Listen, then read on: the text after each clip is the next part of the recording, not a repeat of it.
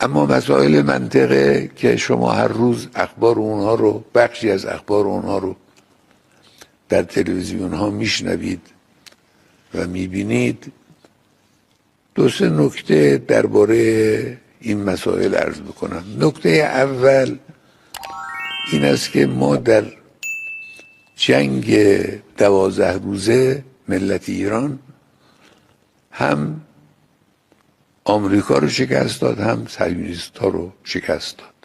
بدون تردید آمدن، شرارت کردن، کتک خوردن و دست خالی برگشتن.